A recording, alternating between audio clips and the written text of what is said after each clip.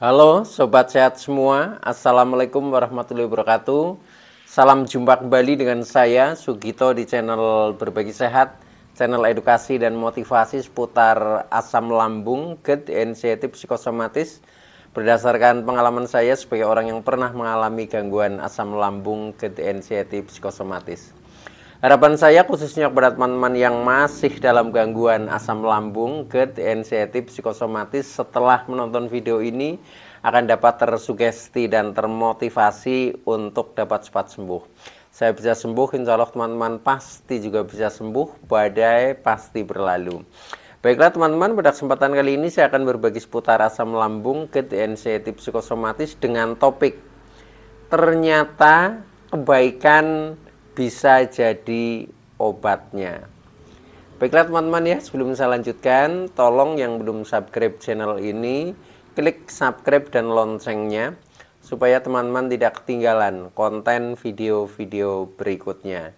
Dan jika suka, klik like, selalu bagikan ke sosial media teman-teman, semoga bermanfaat buat kita semua. Baik, kita lanjutkan. Jadi topik kita kali ini adalah ternyata kebaikan bisa jadi obatnya. Teman-teman semua perlu kita sadari bahwa gangguan asam lambung, GERD, anxiety, psikosomatis yang kita alami ya, yang disebabkan oleh multifaktor, baik itu faktor fisik maupun faktor psikis, dengan sensasi yang sangat beragam ya, mulai dari ujung rambut sampai dengan ujung kaki yang sering kita kenal sebagai 1001 rasa sensasi. Memang sungguh luar biasa, sungguh dahsyat dan perlu kita tangani dengan bijak agar gangguan ini dapat cepat membaik hingga sembuh total. Nah, khusus pada season kali ini ya, saya sharingkan hal ini. Ini penting mengingat ketika kita sudah mengalami gangguan ini dengan durasi waktu yang cukup lama, kadang kita belum menemukan katakanlah obat yang tepat ya untuk mengatasinya, karena mungkin belum ada kecocokan dan lain sebagainya, atau mungkin belum komplit secara holistiknya ya. Nah, maka inilah solusi yang terakhir ya, yang pernah saya praktekkan. Jadi ternyata itu kebaikan ya, kebaikan ini bisa jadi obatnya.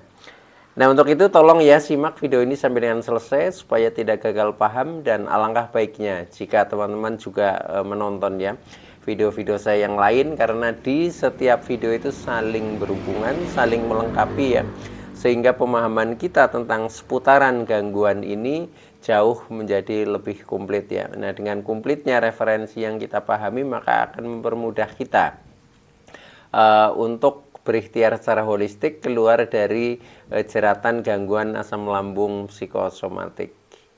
Nah, akhirnya kita menjadi cepat membaik bahkan sembuh total.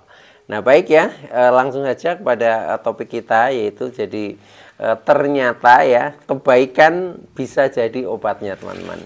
Nah, ini membuktikan karena seperti ini teman-teman ya, seperti pengalaman yang saya alami ya. Jadi kita memang di dalam istilahnya mengalami gangguan ini ya, penderitaan ini, mulai dari asam lambung, kemudian mengalami anxiety, mengalami psikosomatik, itu tentunya ya sudah banyak berikhtiar ya, banyak berikhtiar. Karena apa? Karena ya memang ketika satu hal itu belum menjawab atau belum menyelesaikan istilahnya tujuan kita untuk katakanlah menjadi membaik atau menjadi sembuh, ya pasti kita akan selalu berjuang ya, berjuang dan sampai dengan istilahnya kita bisa goal lah ya, goalnya yaitu kita sampai dengan sembuh total.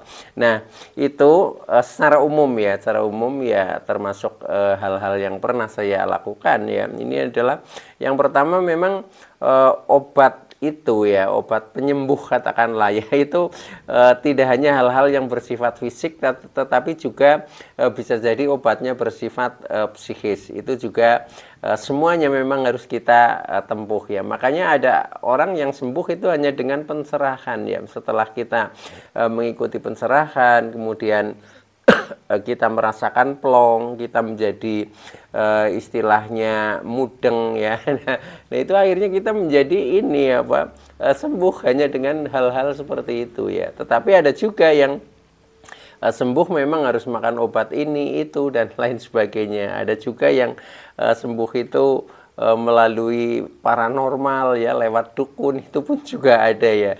Ada yang sembuh itu melalui istilahnya rajin minum herbal, itu juga ada ya. Nah ada juga yang sembuh melalui perilakunya, itu juga bisa. Nah inilah ya kompleksitasnya itu seperti itu ya. Nah maka dari itu buat teman-teman yang masih mengalami gangguan ini ternyata masih juga belum membaik, maka jangan putus asa ya. Kita tetap bersemangat, tetap berjuang, pasti ya, pasti itu akan ada perubahan ya. Nah perubahan-perubahan itu sebenarnya proses menuju kesembuhan ya. Jadi optimis saja ya, insya Allah pasti sembuh, itu seperti itu teman-teman ya. Nah hal-hal yang kita lakukan, contohnya kita sudah berusaha untuk menyembuhkan diri ya. Pertama mungkin dengan obat dokter ya. Itu secara umum ini tahap paling awal ya. Pasti kita ketika merasa tubuh kita tidak nyaman atau kita merasa sakit, larinya ke dokter. Itu sudah betul ya, udah betul. Dan secara umum ketika sakit itu memang sifatnya fisik ya, itu akan cepat sembuh teman-teman ya. Tetapi ada kalanya untuk orang-orang yang mengalami gangguan seperti kita ya, apalagi sudah mengalami anxiety psikosomatis, itu kadang belum menyelesaikan. Nah maka itu kemudian kita meningkat lagi ya. Kadang kita berusaha mungkin ke paranormal atau ke orang pintar atau ke dukun, itu sama saja lah. Semuanya sifatnya juga ikhtiar ya. Siapa tahu itu menjadi jalan kesembuhan. Nah tetapi ada juga yang sembuh di level itu, tingkat itu. Tetapi ada juga yang tetap masih bandel ya. Kemudian kita lanjutkan lagi ya, biasanya dengan mengonsumsi semacam obat-obat herbal ya. Itu pun juga sering ditempuh ya. Rata-rata juga sudah menempuh seperti itu ya. Tetapi kadang ada juga yang lewat itu kemudian sembuh ya. Tetapi ada juga yang juga masih belum terjawab ya, artinya belum ada perubahan secara berarti ya atau signifikan. Nah, akhirnya kita juga masih berusaha terus ya, berusaha terus. Nah akhirnya ada yang sembuhnya dari dalam diri. Nah secara umum itu justru malah puncaknya di sini. Jadi kesembuhan itu memang dimulai dari dalam diri kita sendiri ya. Jadi mulai dari mindset pikiran kita, mulai dari semangat kita. Nah itu yang jauh lebih penting, yang kadang kita lupakan atau mungkin belum ketemu ya, itu seperti itu. Makanya jangan mencari solusi jalan keluar ya, tapi solusinya ada jalan ke dalam ya, itu di dalam diri. Nah makanya sering itu sembuh melalui terapi-terapi dirinya sendiri ya, melalui upaya-upaya atau ikhtiar-ikhtiar yang dibangun dari dalam, bukan dari luar. Nah ini juga perlu pemahaman juga ya. Biasanya ketika di awal-awal kita belum sampai ke situ ya, tetapi pada akhirnya itu ketika upaya-upaya dari luar itu sudah kita tempuh juga belum menjawab ya, akhirnya nanti kita akan menemukan, oh ternyata dari sini kita harus sembuh, itu seperti itu. Termasuk itu ya, jadi hal-hal yang menyembuhkan bukan hanya hal yang bersifat fisik, tetapi juga yang bersifat psikis. Nah maka dari itu pada kesempatan kali ini saya ingin mengangkat ya topik ini, yaitu ketika kita sudah berusaha kesana kemari di dalam berikhtiar seperti itu, ternyata ada satu tip yang cukup membantu ya, bahkan menyelesaikan. Ini bisa dianggap sebagai istilahnya obat pamungkasnya lah itu ya, pamungkasnya ini atau puncaknya ini adalah kebaikan teman-teman ya. Itu yang saya rasakan seperti itu. Nah kebaikan dalam hal apa? Nah ini yang penting kita cermati teman-teman ya. Insya Allah nanti teman-teman yang masih merasakan belum begitu membaik atau sudah membaik tetapi juga kadang masih kambuh ya, dengan bukti kita masih sering merasakan sensasi-sensasi, entah itu sensasi yang kepala berat, keliengan, mata buram, telinga berdenging ya. Untuk makan kadang masih belum enak, kadang kita masih merasakan mual ya, dada masih terasa sering berdebar-debar, nyeri ya, bahkan nafas pendek ya, ulu hati mengganjal, perut kembung, begah, sembelit dan lain sebagainya, sampai dengan istilahnya kadang kita masih berat badan kita juga menurun ya, wajah kita kadang masih pucat ya, kurus. Nah ini tandanya kita belum begitu membaik ya. Ini masih perlu ada jurus pamungkas yang harus kita lakukan itu teman-teman. Apalagi ketika mental kita juga kadang belum kuat ya. Contohnya kita masih belum percaya diri ya, keluar rumah saja masih takut ya, kita bepergian jauh juga takut, kita masih diwarnai rasa-rasa ketakutan, kecemasan ya, was-was, khawatir dan lain sebagainya. Nah itu tandanya juga belum baik ketika kita masih merasakan seperti itu. Nah untuk itu ini adalah tip pamungkas ya, tip pamungkas yang menurut saya ini sangat berarti, yaitu dengan melakukan kebaikan teman-teman. Nah kebaikan apa yang bisa membuat kita menjadi lebih baik ya, bahkan menjadi kita sembuh dari gangguan ini, yaitu gangguan asam lambung, ketidaksensitif psikosomatis, terutama yang disebabkan oleh faktor psikis. Nah kebaikan itu antara lain satu teman-teman ya. Yang pertama adalah kita selalu berusaha berpikir baik teman-teman ya.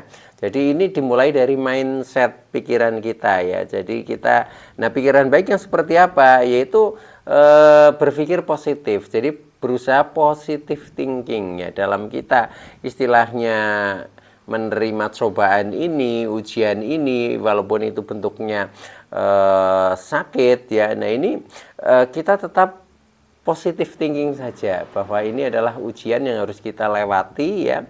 Dan kalau kita sudah lulus dari ujian itu, pasti ya derajat kita akan dinaikkan atau naik levelnya. Nah disitulah kita akan mendapatkan kebahagiaan. Nah tetapi yang lebih penting lagi adalah berpikir baik itu kadang susah juga. Karena apa? Karena untuk orang-orang yang mengalami gangguan anxiety, psikosomatis itu sering ya, bahkan kita sudah terbiasa dengan pikiran-pikiran negatif, yaitu analisanya analisa negatif ya. Contohnya jangan-jangan tidak sembuh, jangan-jangan kambuh, jangan-jangan terkena penyakit berat, jangan-jangan mendekati kematian. Itu adalah bentuk-bentuk dari pikiran negatif ya, yang sebenarnya itu hanya ilusi dan halusinasi dan tidak akan terjadi ya. Tetapi kadang kita tidak menyadari ya, sehingga perasaan-perasaan seperti itu atau pikiran-pikiran negatif itu tetap mewarnai. Nah disinilah kita harus istilahnya banting setir ya. Jadi berubah pandangan lah, sudut pandang itu yang kita rubah ya. Kalau awalnya kita sudut pandangnya menganalisa sesuatu dengan hal yang negatif, nah sekarang kita ganti sudut pandang. Jadi kita memandang segala sesuatu itu dari sudut pandang positif. Nah dengan seperti itu nanti yang munculnya jadi pikiran kita berubah positif ya. Nah ini yang saya maksud sebagai berpikir baik ya. Jadi kita melihat itu kebaikannya. Nah bagaimana cara mengawali supaya bisa berpikir baik? Nah itu awali saja setiap kita istilahnya menganalisa itu dengan syukur dulu ya. Ketika kita mengawali dengan rasa syukur kita, nanti ketemunya menjadi hikmahnya, artinya menjadi positif ya. Contoh ya, ketika kita mungkin memandang diri kita masih memiliki sensasi-sensasi yang tidak nyaman ya, katakanlah mungkin keliengan, mungkin perut kembung, mungkin dada nyeri, mungkin tubuh masih agak lemes. Nah itu katakan saja ya, katakan saja sebagai bentuk ini menggiring pikiran kita supaya menjadi positif. Jadi misalkan badan kita terasa lemes, tidak energik ya, yaitu katakan saja ya, walaupun saya merasa lemes, saya tidak apa-apa, saya baik-baik saja ya, saya sehat, saya kuat ya, saya berani ya, saya selalu dalam lindungan Tuhan yang Maha Esa atau Allah Subhanahu wa taala. Nah, seperti itu, dengan seperti itu nanti kita tidak menjadi selalu merasakan itu rasa-rasa yang contohnya lemes ya, tetapi karena sudah mengafirmasikan saya sehat, saya kuat ya, penuh dengan vitalitas dan seterusnya ya. Nah, itu menjadikan diri kita responnya seperti itu. Itu rahasianya orang-orang yang mengalami psikosomatik seperti itu. Nah, ini namanya kita selalu berpikir baik, yaitu seperti itu. Nah, itu dalam segala hal teman-teman ya. Pokoknya sudut pandang kita memandang sesuatu itu baiknya, itu seperti itu ya. Sekalipun kita mungkin rasa-rasanya itu tidak nyaman, rasa-rasanya menderita, nah itu sama saja ya. Ketika mungkin ada orang memandang kita itu negatif, ya tetap kita pandang positif saja, jadikan itu sebagai motivasi atau jadikan itu sebagai pembelajaran buat kita. Jadi dia hadir ke dalam diri kita, walaupun bentuknya mungkin cemoohan, kritikan, atau tidak memberikan penghargaan ya. Nah, itu anggap saja sebagai guru ya, guru yang memperingatkan kita supaya kita menjadi lebih baik, itu seperti itu ya. Nah, itu jadi berpikir baik atau positive thinking, ini kebaikan yang pertama ya, kebaikan dari mindset itu. Nah, kemudian yang kedua, kebaikan apa yang harus kita lakukan adalah berkata baik ya. Jadi berkata baik. Mengapa ya kita harus berkata baik? Karena kata-kata itu adalah doa ya. Jadi kata-kata ini adalah benih ya, benih yang kita taburkan yang pada suatu saat akan tumbuh ya, akan tumbuh dan nantinya akan berbuah ya. Ketika kita melemparkan benihnya kebaikan, kata-kata baik, pasti nanti buahnya juga kebaikan.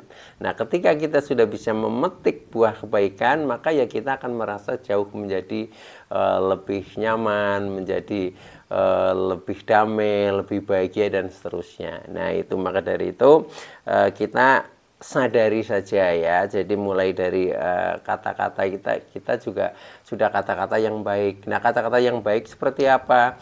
Itu kata-kata yang penuh dengan motivasi ya, penuh dengan motivasi, penuh dengan optimisme, yaitu kata-kata baik ya. Tetapi ketika kita masih sering mengeluh, nah ini kata-kata yang tidak baik ya buat kita. Karena apa? Dengan keluhan-keluhan itu kita menjadi semakin merasakan keluhan itu ya. Karena setiap kata ini akan dijiwai juga oleh kecerdasan bawah sadar kita. Maka dari itu ya katakan yang baik-baik ya. Sekalipun ya contohnya misalkan kita masih ada sensasi-sensasi tidak nyaman ya, itu juga kita harus kata-katanya baik ya, kata-katanya positif, yaitu seperti itu.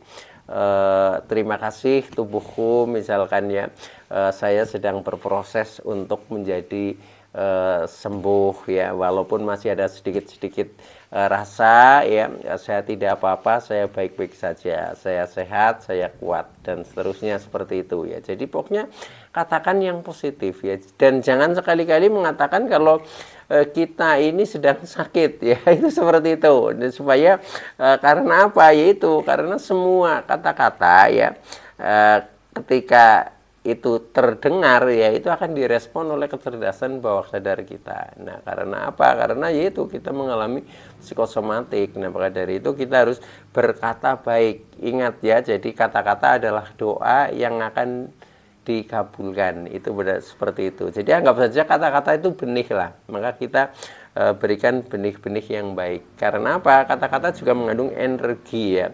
Energi itu akan dimanifestasikan ya dalam bentuk sesuai dengan misi kata-kata itu. Akhirnya kalau kita kata-katanya baik, menjadi tubuh kita semakin baik. Artinya gangguan asam lambung, anxiety psikosomatik ya, itu juga akan membaik teman-teman ya itu. Nah, itu yang kedua. Nah, kemudian kebaikan yang ketiga adalah kalau tadi berkata baik ya, jadi pertama berpikir baik, kedua berkata baik, yang ketiga adalah berbuat baik. Itu ya, jadi ini perbuatan ini artinya kita sudah melakukan gerakan, melakukan tindakan ya, itu tingkah laku lah di sini ya. Nah, ini kita juga harus berbuat baik. Nah, berbuat baik ini ya mulai dari hal terkecil lah. Hal terkecil karena apa? Amal dan perbuatan itu juga akan kita petik nantinya ya. Makanya ketika kita berusaha berbuat baik, pasti akan kembali kepada diri kita sendiri. Jadi ketika kita berbuat baik pada orang lain, ya akan kembali kepada diri kita ya. Orang lain juga akan melakukan sebaliknya seperti itu. Ketika kita berbuat baik terhadap alam, alam pun akan mencatat dan membalasnya kepada kita. Itu seperti itu ya. Nah, maka dari itu kita selalu berbuat baik ya. Nah, berbuat baik ya maknanya sangat luas lah ya, mulai dari sekecil-kecilnya dan sesuai dengan kemampuan kita. Contohnya ya, kita misalkan sedang jalan di jalan, tiba-tiba ada batu di tengah jalan yang mungkin mengganggu orang lain, bahkan bisa membuat orang lain terjatuh ya, akhirnya menjadi kecelakaan fatal ya. Itu dengan berbuat baik kita tanpa tujuan apapun ya, batu itu misalkan kita singkirkan ya supaya tidak mengganggu orang berjalan, atau mungkin kita melihat selokan yang mampet karena penuh dengan sampah ya, tanpa istilahnya disuruh, kita terpanggil ya, kita bersihkan, akhirnya air itu alirannya menjadi lancar. Itu adalah bentuk-bentuk perbuatan baik kita kepada alam yang pada akhirnya juga akan kembali kepada diri kita. Nah, belum lagi yang bersifat kepada orang maupun kepada binatang, pada tumbuhan, itu semuanya ya akan kembali kepada diri kita ya. Kepada orang misalkan kita melihat orang yang sedang kesusahan ya, mungkin perlu kita bantu. Nah, kita bantu ya, kita bantu. Perlu kita motivasi seperti itu. Jadi apa yang bisa saya bantu, nah itu tawarkan kepada mereka. Nah, dengan seperti itu ya insya Allah ya kita menjadi semakin tenang, semakin damai, semakin bahagia. Nah, akhirnya kita tahu-tahu menjadi sembuh ya dari gangguan asam lambung ke anxiety psikosomatik, khususnya adalah pada anxiety psikosomatiknya itu seperti itu. Nah, itu yang ketiga ya, jadi berbuat baik ya itu. Nah, kemudian yang keempat, kita menjaga pola makan yang baik ya. Nah, ini tidak saya uraikan secara rinci karena kita sudah sering ya kita sampaikan di konten-konten sebelumnya ya. Jadi menjaga pola makan baik ya. Kemudian yang kelima yaitu dengan pola hidup yang baik ya. Dengan pola hidup yang baik juga ini sama ya, akan mengantarkan kita menjadi sembuh permanen. Jadi ingat ya, ternyata kebaikan ini bisa jadi obatnya teman-teman ya. Nah, bisa jadi obatnya itu ada 5 kebaikan ya. Yang pertama adalah berpikir baik, kedua berkata baik, ketiga berbuat baik, kemudian keempat pola makan baik, kemudian yang kelima pola hidup baik ya. Nah, insya Allah dengan seperti ini kita praktekkan ya, pasti akan ada perubahan perbaikan. Artinya kita menjadi semakin membaik ya, atau menjadi semakin cepat sembuh total teman-teman ya itu. Nah, kiranya itu dulu ya teman-teman, mudah-mudahan bisa dibayangkan dan dipraktekkan ya, dan akhirnya teman-teman menjadi cepat membaik, itu harapan saya. Oke, itu dulu yang bisa saya sampaikan, kurang lebihnya mohon maaf ya. Terima kasih atas like, subscribe, serta komennya. Saya Sugito dari channel Berbagi Sehat. Saya bisa sembuh, insya Allah teman-teman pasti juga bisa sembuh, badai pasti berlalu. Oke, sekian, terima kasih. Wassalamualaikum warahmatullahi wabarakatuh.